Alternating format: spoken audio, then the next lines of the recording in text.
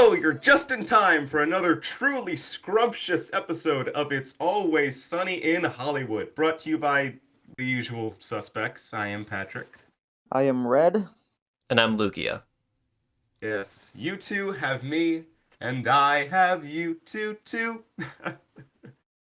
Yes, we're talking about a musical today. Big shock.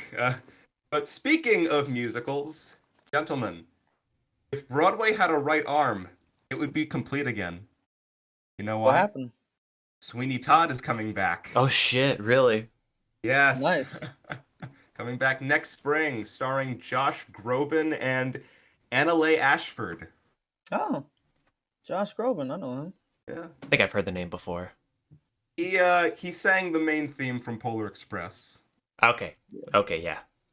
So speaking of people that died, the Queen of England died. At age 96, I think. Mhm. Yes, 96. So now her son Charles III is king. And That's 96 cool. is absolutely nothing to slouch at. My heart goes out to the royal family and Yeah. and everybody in England. Because I mean, the Queen of England she's like the A controversial figure, honestly. bit of a controversial, but I if mean, you've seen Twitter, like everyone's just been going wild about that. Yeah, I you know, I'm Indian, so I don't I don't have much fondness for the crown, but No, American. you've told us in the past. But regardless, I mean, this is still a pretty It's sad a tragic thing. event. Mhm. yeah. I do find it funny there's just a time because she died on a 9/9 Friday, and that was also the first day that the NFL started. So like a bunch of people were just like in football just got interrupted by like the Queen announcements. That's kind of we're recording this on 9/11. I just So that's noticed that something. too. Yeah, Okay. I just noticed that. Nah, I just noticed that. Alright. So we're talking Oh, about a wow. tragic event on a tragic day.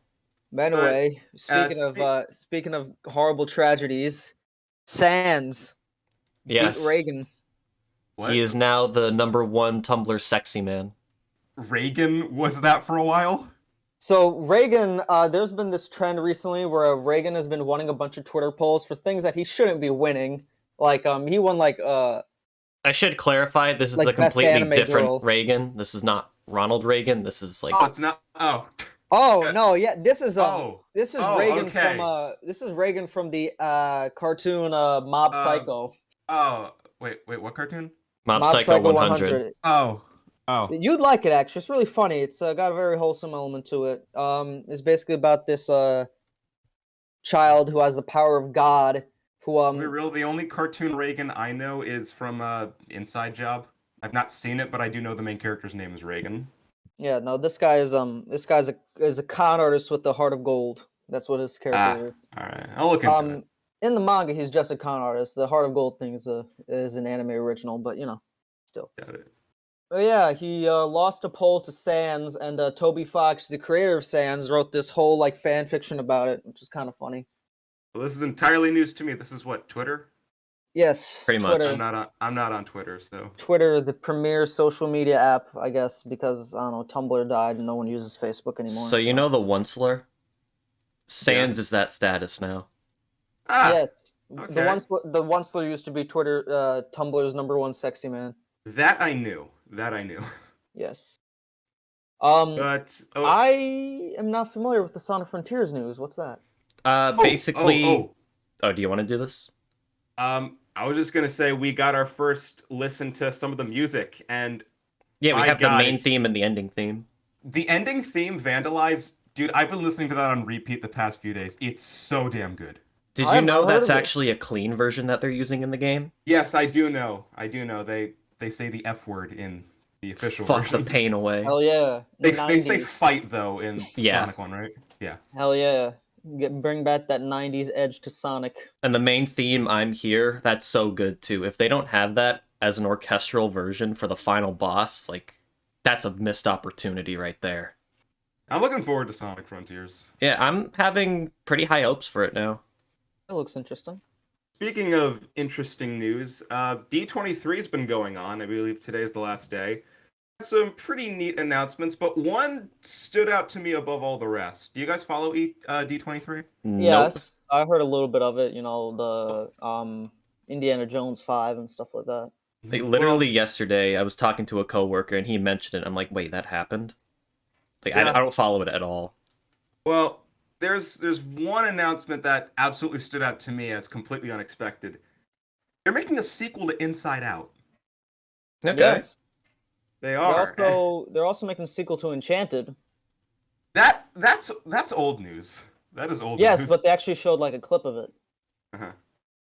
Did you see the clip? Did you see the trailer? No, I did not. I did not see the. I haven't seen any videos. I've only seen still images of D23. Ah, okay. But no, that I've heard rumors of an Inside Out 2, but Yeah. it was just rumors. But then I'm scrolling through social media and I say Inside Out 2. I'm like, oh damn, it's actually what? Yeah, the plot synopsis is that Riley goes through puberty and it gets a new emotion, and everyone's making jokes that she got the horny emotion.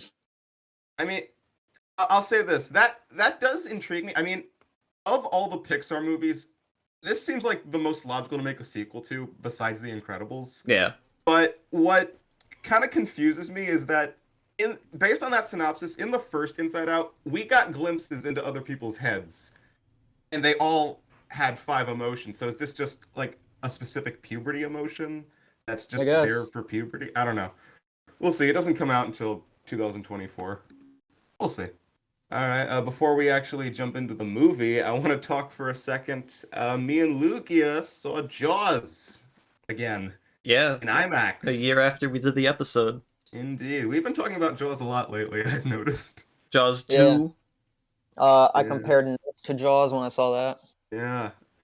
But no, it was great to see this movie on the big screen. Oh yeah, it was Yeah, did you see spectacular. it It in was 3D or Mhm. standard IMAX? It was IMAX. standard. It was standard IMAX. But no, it looked great. It sounded great. The scene where the head pops out of the boat, that made me jump. Like, even though I knew it was coming, it happened, I jumped, and Lugia looked next to me and said, "You good?" Yeah. I'm like, bro, chill, it's just a movie. I know, but... And I was expecting it, too. It got me. I know. I Remember think it was Spielberg? because like the jump scare sound effect was like really Oh, loud. yeah. In IMAX, that sound is, like, way louder than just seeing it on a TV. But no, it was Yeah, pretty no. good. Just as good as when we saw it before, pretty much. No, Yeah. absolutely. Absolutely. Every time I see it... I've seen this movie 3 times. Every time I see it, it's even better. Yeah, honestly, like I remember when I first saw Jaws, I was like, yeah, it's a pretty good movie. And then each time I see it, like now it's like, I think it might be Spielberg's best. I'm not sure now. Like, I damn say it's a perfect movie. It's got a couple snags. I don't think it's perfect. Ew. It's close to perfect. I mean, the biggest criticism I can give it is that the sound has aged in a few areas. Yeah. But even then, that's not really the fault of the movie. I never It's a sign of the criticized sound. times. I never Yeah. criticize sound stuff because that's often just a limitation of technology. Like, I don't know. It never takes me out sound stuff. So Yeah. But one thing I want to say is, after watching the movie, it made me realize I want a Jaws sidequel focused on the 2 kids who pranked everyone with the fake dorsal fin. I want to know, what's their story? Why did they do it? Did they get in trouble? What are their repercussions? We never know what happens to them after. No, we just see they, those kids that one time, and then that's it. I want to know their story. Who knows? Maybe it happens in Jaws 3. Maybe, I mean, speaking of Jaws which, 2 left that unanswered, so... yeah. Probably Speaking not. of which, apparently Spielberg's new movie came out, debuted in film festivals and stuff, and it's apparently really good. It's an it called, autobiography. The Fablemans or something? Yeah, and it's an autobiography. It's about himself, how he, got his passion for films and became a director, I guess. So that's gonna be cool. Sounds interesting. Yeah, and Yeah. Jaws was his first real. That was his breakout movie. Mm-hmm. Because What a movie to start with. Yeah, well, I mean, it wasn't his debut because I know it wasn't, but I mean, it's first like, it big was his first- theatrical. yeah. Like the one everyone recognizes. Mm-hmm. Aside from It was Jurassic it Park. was a sophomore film. A lot of And E.T.. directors, I feel like a lot of directors become known for their second movie, and their first movie is just an interesting little. Because like Scorsese, like his Mean Streets is when most people sort of consider his filmography to start, but it wasn't his first movie. That's just when he became Scorsese. I Anything find else? Spielberg. No, I was just gonna say a general thought about Spielberg. I find Spielberg for it. interesting because my top like 6 Spielberg movies are all from a different decade. Like I find Spielberg just an interesting filmmaker because like man's been around because like my favorite is like probably Jaws or Jurassic Park, so that's 70s, 90s, then Catch Me If You Can, which is 2000s, then Indiana Jones Last Crusade, which is 80s, then West Side Stories, which is 2020s, then Adventures in Tintin, which is the 10s. So I'm like, every decade is covered. We're ready to actually jump into the movie of the day? Yeah, let's Yes. do it. All right. So, Chitty Chitty Bang Bang. This was directed by Ken Hughes, a man who's directed several movies. I'll be honest, the only one I really recognize, though, is Casino Royale. Yes. And, He was one of the 5 directors on that movie. yeah, I do find funny because this is technically, I guess, his second adaptation of a Ian Fleming novel. I guess we should jump right into that. This is based on a book by James Bond creator Ian Fleming. This is actually the only children's book he ever made. He wrote it specifically for his son. And he took inspiration from a real race car, or a real series of race cars, actually, called the Chitty Bang Bangs, which raced in the 1920s. I mean, they didn't fly. They didn't have built-in hovercraft. Damn, you had my material, hopes up. but they were very powerful race cars. And he Yes, would yes. see them when he was younger at the race course. Yeah. Unfortunately, though, what? So I found interesting that Ian Fleming was the author of the book, but a even more famous author was the screenwriter. Oh, we'll get to that. Honestly, like I was not surprised that he wrote on this movie. I was very surprised that James Bond wrote on this movie. But anyway, unfortunately, the book was published 2 months after Fleming's death in 1964, so he would not live to see its success. But the decision to turn it into a movie, that all came about after Mary Poppins released. See, James Bond producer Albert R. Broccoli took note of that film's success and decided, let's duplicate it. And I mean, since he already had the rights to Ian Fleming's library, why not take the one children's book he wrote and give it the old movie musical treatment? And it's clear they wanted to make their own Mary Poppins, since they hired the same choreographers as that film, the same songwriters with the Sherman Brothers, and they reached out to get both Dick Van Dyke and Julie Andrews to star. Well, they succeeded in getting Dick Van Dyke, at least eventually. He originally turned down the film because he thought the story made little sense, but the producers kept coming back to him, asking with a bigger payoff for each time, and eventually he gave in, but he said he'd do it under the condition he wouldn't do an accent. Yeah, but Well, no, just like it makes sense after Mary Poppins, but honestly, I like he know. still did kind of a goofy voice in this. He so did. A like, little bit, but I mean, I guess that must just be his normal voice. I guess so. But anyway, as for Julie Andrews, she turned down the role of Truly Scrumptious because she felt it was too similar to Mary Poppins, so it was given to Sally Ann Howes instead. But not everyone involved was a Mary Poppins or James Bond alumni. The screenplay for the film, You didn't actually mention the James Bond alumni. the director, No, that wasn't just it. and the producer. Nope. Want me to? Okay. The actor who played Q, in almost all of the James Bond movies. Like this guy played Q from all the way up to Brosnan era. Like he played the Brosnan Q and he played the whatchamacallit, the Connery Q. But yeah, the actor of Q for like 30 years was in this movie as George Coggins. Also, the villain Gert Frob, the actor, is Goldfinger. Oh, I Yeah, didn't know that. I'm Baron Bombburst is Goldfinger. So yeah, there was the actors also were James Bond alumni. That makes sense. I have never seen a James Bond film, so out of context, this just sounds weird to me. I haven't seen I'm- any of the classic James Bond films. I've seen some of the newer ones. Yeah, and the James Bond movie I plan on recommending does not have any of these actors in it. So What was Gotcha. it? Casino Royale was the one? yeah, the remake, not the Ken Hughes Casino Royale. Okay. Gotcha. Anyway, back to what I was saying. Not everybody here was involved in Mary Poppins or James Bond. The screenplay for the film, here we go, was co-written by Roald Dahl. Yes, that Roald Dahl. That's a familiar name. It is indeed. Yes. So basically to sum up, Chitty Chitty Bang Bang is what happens when Actually- the folks. What? I just remembered Roald Dahl actually also wrote a James Bond movie. He wrote "You Only Live Twice." Yeah, so I guess Roald Dahl and Ian Fleming have a history. Guess so. There are so But many to weird connections with this movie. Oh, we're not even done You yet. Only Live We're Oh not. Twice my came out god. the year before. Yeah, You Only Live Twice came out the year before this, so I got a few more weird connections, but just keep that in the back of your head. But to sum up, Chitty Chitty Bang Bang is what happens when the folks behind James Bond and the author of Charlie and the Chocolate Factory decide to make Mary Poppins. yeah, Essentially. that's an accurate description of this That movie because is. it That feels is like all of accurate. them. There But, is a candy factory, so I mean, that's not too far fetched. Not really. A little fun fact that during production, Dick Van Dyke actually pulled a muscle filming the Toot Sweets number because he hadn't warmed up before. And he was taken to the hospital, and the doctor said he had arthritis and he would likely be using a walker for the rest of his life. And then Nearly Mary 50 Poppins years, Returns, they nearly started 50 years busting it later, down. Dick Van Dyke is still fit as a fiddle. Yeah. You Uh. ever see that clip from Mary Poppins Returns where he just starts busting down some sick dance moves? I've seen Mary Poppins Returns in full, so yes. Chitty Chitty Bang Bang, released in 1968, wasn't exactly the Mary Poppins the studio wanted. Reviews were pretty negative, and against a budget of 100 million, it only grossed 7.5 million.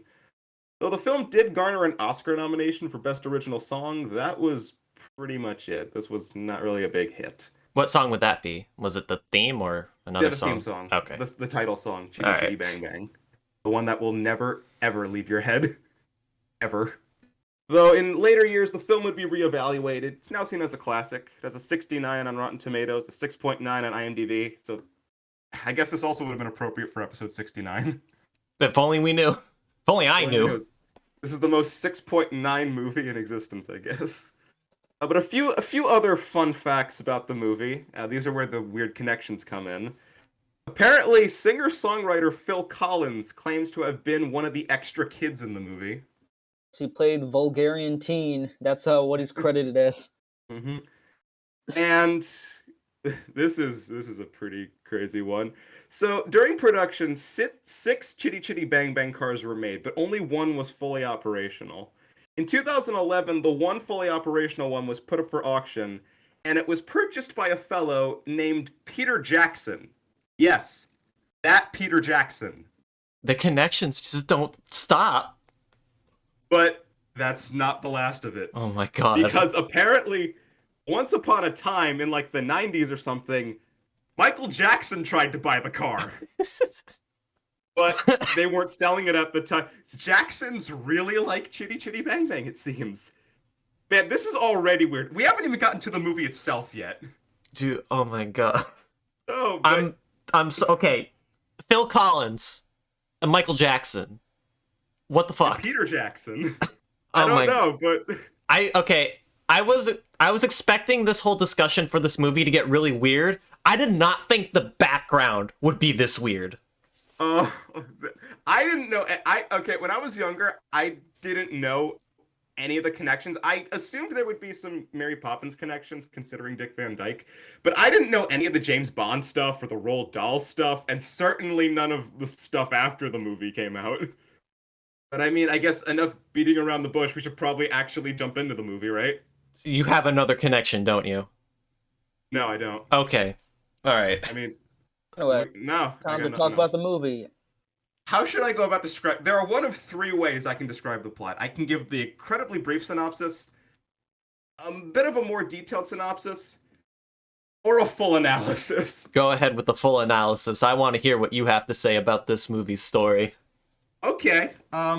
So, Chitty Chitty Bang. What happens when you combine James Bond, Charlie and the Chocolate Factory, and Mary Poppins? Well, Chitty Chitty Bang Bang is about a former race car called Chitty Chitty Bang. Well, it wasn't called that originally, but we'll get to that.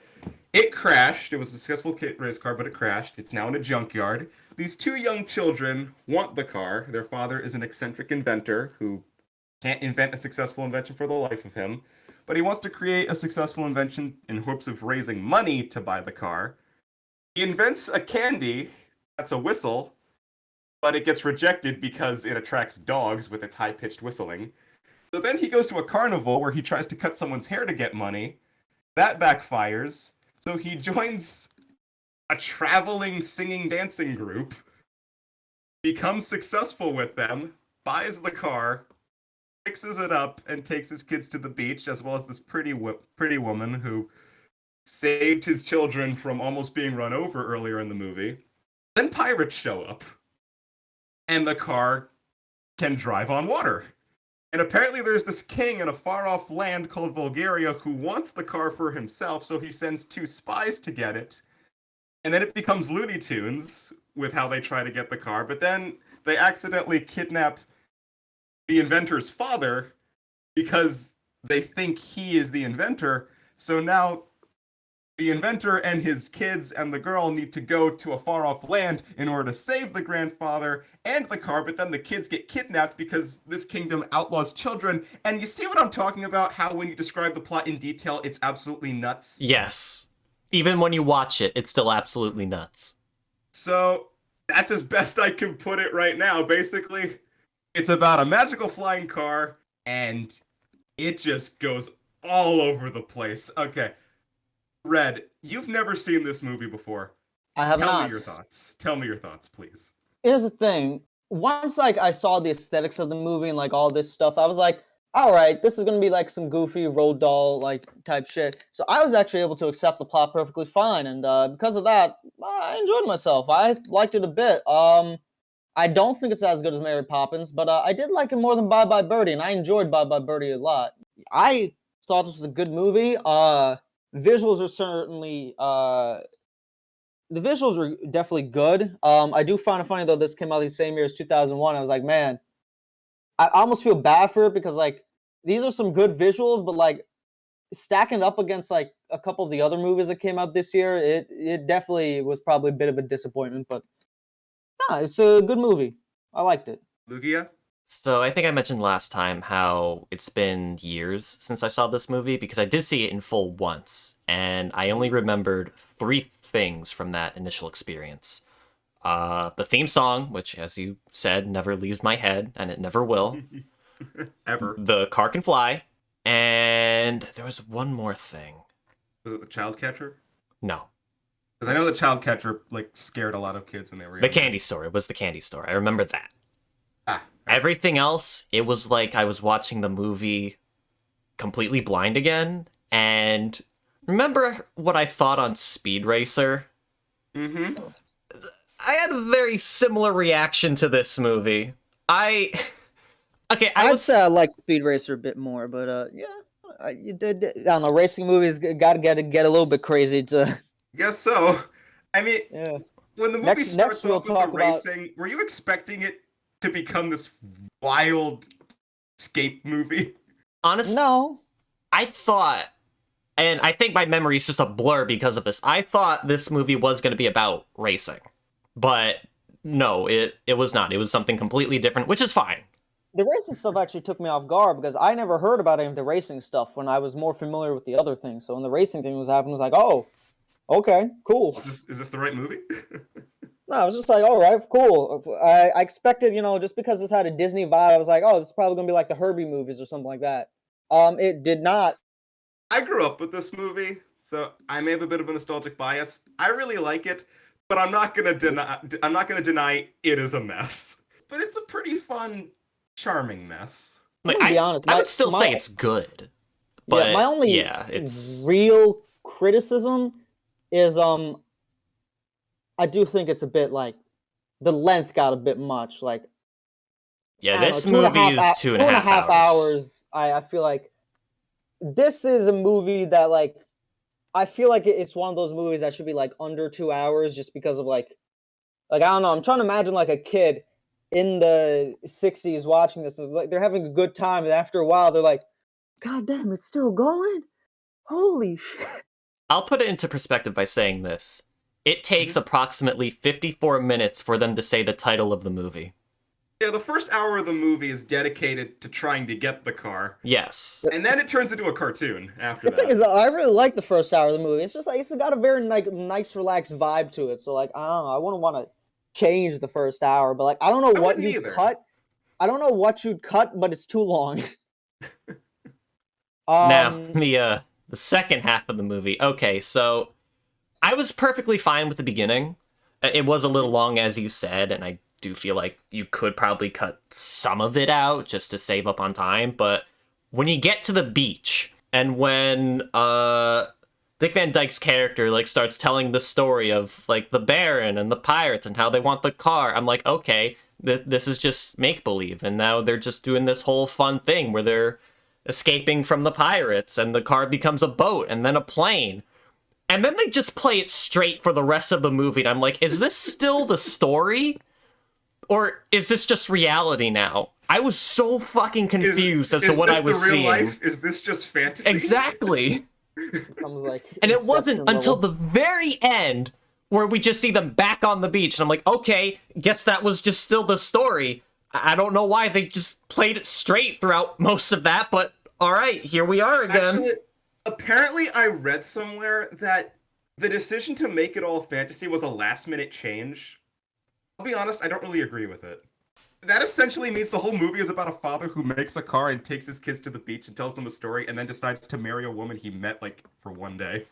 Because his kids wanted him to. I thought that had, like, an implied history. Like, I don't know, when I saw it, like, I thought there was implied, like, they knew each other, like, a little bit before. And it was like they had this, like, kind of crush going on for a while. I don't know. But this essentially makes, like, that second half of the movie, like, filler. Like, you remember the, the dream sequence. Yeah. The part in Mary Poppins where they're just in the cartoon world. Imagine that, but if that was, like, a good hour. Yeah, that was, like, the entire last act of the film. I mean, it can work if it was, you know, cut to like 10, 15 minutes, like just a fun little scene that you can enjoy. Kind of like that part in Mary Poppins, but no. So yeah, this movie is nuts. It's a bit overlong, but I still think it's perfectly enjoyable. I mean, as a kid, I was able to sit through this movie just fine. And again, I was easily amused by anything. The villain was a highlight, definitely. The villain, actually, or lack thereof. Because he doesn't exist. I completely forgot how sadistic Baron Bombers is. He tries to kill his wife on multiple occasions. Dude, he took out a fucking shotgun when she was floating in the air. And he was excited to do it. Yeah. I forgot about that. I'm like, because I remember the Chuchi face scene where he pulls the lever and she falls through the floor. But as a kid, I interpreted that as like a cat and mouse type of deal. But now I'm like, he's literally trying to kill her. I know if I was a child, I would have been terrified by the child catcher who is straight up. They direct him like he's a pedophile. Like, I don't know. Like, if I was a kid, I definitely would have just been like screaming stranger danger. Like, what the fuck is going on with that dude? Well, actually, guys, we've been completely neglecting the music. This is a musical. Okay, I want to get into my thoughts on that. Okay. I've noticed that a good chunk of the songs, not all of them, but a fair portion of the musical numbers were completely stationary. There wasn't a whole lot of movement going around, which is weird because the Candy Store musical number, and especially the Old Bamboo musical number, I thought out of like the whole unofficial Dick Van Dyke trilogy, those two had like the best choreography of those three movies. Like, especially the Old Bamboo one. That one was just beautifully done. But, like, almost every other musical number, pretty much almost no movement. And that caught me off guard. Actually, yeah, you're right. I mean, the Chitty Chitty Bang Bang, they're just in the car. Hushabye Mountain, he's sitting by the bed. Posh, he's just standing in the outhouse. Yeah, I never noticed that. I do think the songs are, like, really catchy. But, like, yeah. I mean, this is the same duo that did the Mary Poppins songs. And they are no slouch. Like, they bring their A game every time. I thought, like, the songs about love were a little bit boring, but, like, well, overall, yeah, I like them. All I ask is just for, like, a little bit more movement. Like, make it more exciting, more engaging, not just still. Maybe all their effort went into that Old Bamboo song. Who knows? Maybe. I like how many of the British characters just had, like, really fucked up faces. What? You didn't know? Like, there are a lot of, like, I don't know if like you paid attention, like maybe in the background stuff, but like some of like the British people, they got some like funky looking faces. I knew the character. I mean, I knew like some of the faces were kind of funny, but they look like gargoyles. Like I don't know. Yes, that was funny. But to go back to the music, they didn't really like draw any attention to it, but it was just kind of funny that it was like there. Go back to the music for a second. this isn't really related to the song itself, but the U2 song, the first musical number, that breakfast machine, I always thought was the coolest thing when I was younger. Because, I mean, you have a train that pushes your food to you on a conveyor belt. And, like, as a kid, and I love trains, I wanted that. Wait, which musical sequence? U2, when he's telling the I kids, don't remember like, Bono being in this. That was a joke. oh. No, it's when the very first No, song I know Dick what Van song Dyke you're talking sings. about. I'm just making a joke because like U2 and Bono. Like, it was a Oh. Yeah. Oh, yeah. All right. Spider-Man, Turn Off the Dark. I mean, you can tell certain songs do have Mary Poppins equivalents. Like Hushabye Mountain is Stay Awake. Me Old Bamboo is obviously Step in Time. I'd argue Truly Scrumptious is the perfect nanny. I can see the comparison. But I mean, like, it's not one-to-one Mary Poppins. Yeah. Like, it still has a voice of its own. It's just they're very similar in Mhm. essence. So the ending of this movie is the same ending as Grease. Changed my mind. The car inexplicably flies. You guys have never seen Grease? No, I haven't. Oh, that's one I'm adding to the list then. Well, actually, I was gonna see it because it's playing it was playing in theaters. Because Olivia Newton-John passed away. Oh, that's why I was playing it. Okay. Yeah, she passed away a few weeks ago. Yeah, I was gonna check it out because All right, but yeah. So look out for Grease sometime. I won't get that won't be for a while though. I'm gonna dial back on the musicals because I've done a lot of musicals lately. But anyway, do we have anything else to add? Dick Van Dyke, obviously, highlight. Incredibly Oh, yeah, charming. like, No wonder they he's got him. charming. He's charming. Even though in the beginning of the movie he is kind of a jerk. Like he's still like a charming jerk. I don't think I really have anything else. Yeah. Thumbs up. Recommend. Not 2 thumbs up, just 1 thumbs up. But recommend. I was gonna say 7 out of 10, but you know what? Given the reviews, 6.9, baby. It rounds up to 7, so it's good. Yeah, all right. Listen, I was gonna give it like a 7 out of 10. Same score I Oh. give Bye Bye Birdie. Yeah. Yeah.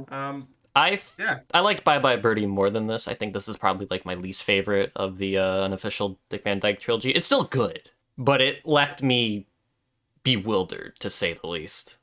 If you like Chitty Chitty Bang Bang, play Sonic and All Stars Racing Transformed. Yes. I don't know. Watch Good, Speed Racer and the Herbie movies, I guess. That's my Mary recommendation. Poppins, obviously. Bye Bye Birdie. Darby O'Gill and the Little People. This is basically a chitty version of Mary Poppins. I get it. But no, I like this movie. This movie is basically, imagine the whimsy of Mary Poppins mixed with the insanity of Bye Bye Birdie. That's basically this movie. All right. Anything else to add? Any other movies to check out? Did we say Speed Racer? We did say Speed Okay, Racer. then I got nothing. Also Willy Wonka, I guess. That Yes. Willy Willy Wonka. Wonka. So Specifically we the did Gene it. Wilder version, though. We made it through the unofficial Dick Van Dyke trilogy. Hell Yes. yeah. Yeah. And now it's time to continue with another trilogy. Oh, fuck. I'm so sorry, guys. It's Suburban I'm so Nights, isn't sorry. it? Yes. Okay. Ah. Well, Well like, then. fuck it. Why not? Yeah, next week we're doing Suburban Nights. I'm kind of surprised. I'll be honest. I knew you wanted to choose something you knew we'd hate. I was expecting something like Kangaroo Jack or Freddy Got Fingered. I was considering it, but I was like, Didn't I nah, talk to you want- about that when we left Jaws? And I said he's gonna probably do Suburban Nights or another YouTuber movie. Yeah, here's the thing. I was thinking about doing Who Killed Captain Alex, but I decided I want to save that for another time because I want to do that with a double feature, and I was like, I did not want to do a double feature this week. Like, fuck that shit. So, yeah, and Suburban besides, we're Nights. back in school, so that's more of a time commitment. Yeah, I mean, both the movies are really short, but yeah. Suburban Nights. That's it. All right, so that does it for another what? Yeah, we're jumping back into the realm of I guess we're staying in the realm of fantasy, but this time Doug Walker. I don't know. I got nothing. Yeah, go ahead. Well, that does it for another episode of It's Always Sunny in Hollywood. So ta-ta and toodaloo, and fare thee well, and bon voyage, arrivederci-do.